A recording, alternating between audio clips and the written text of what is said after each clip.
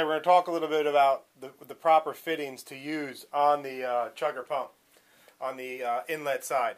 You'll see here two different fittings. One's a full half-inch port barb marked here in green, and the other one is a half-inch, advertised as a half-inch barb, but it's really only 3/8 inch inner diameter. So the red labeled barb is going to restrict your flow incoming to the pump, and you can see it's on both sides. The rear side also. Look at the flow restriction here. It's huge. And this is what will cause a lot of cavitation and a lot of decoupling problems with the pump. The green labeled fitting is the full half-inch port fitting, which is the proper fitting to use on all Chugger inlet sides of the pump.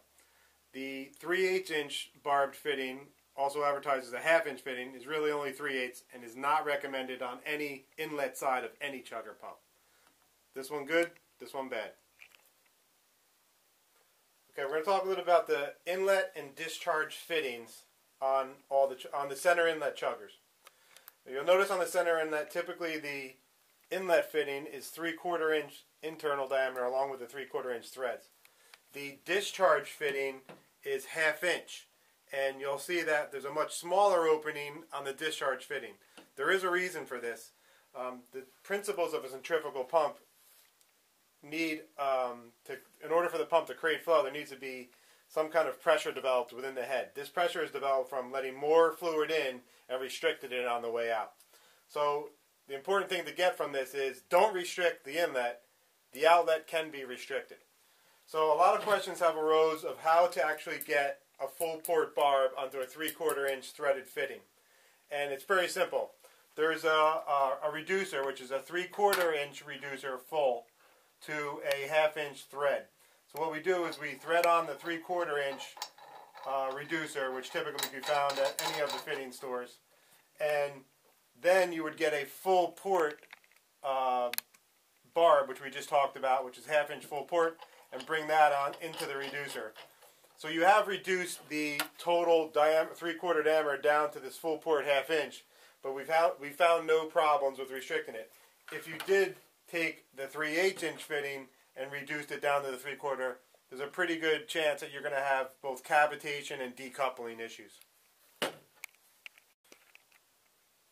Okay, talk a little bit about tri-clamp fittings. A lot of guys have been asking about these fittings. Nothing wrong with them. Will we actually put these fittings onto the discharge welded one day? Can't really tell you right now. Maybe down the line. So let's talk about this fitting. This is a typical fitting that was bought from the internet from a fitting store. And if you notice this fitting, the one side has full port, 1/2 inch ports threaded. The other side has less than a 3/8 inch port on both sides. Not a problem using this on the discharge side, but putting this on the inlet side of a pump is a mistake. You're definitely going to have problems. Moving along to other fittings that we do like. These are fittings that are fairly unique, purchased from Brew Hardware. They're full port cam locks, which are hard to come by. You'll see that when these cam locks go together, we're still looking at a full port situation here. We're barely restricting. We're keeping it all to 1/2 inch.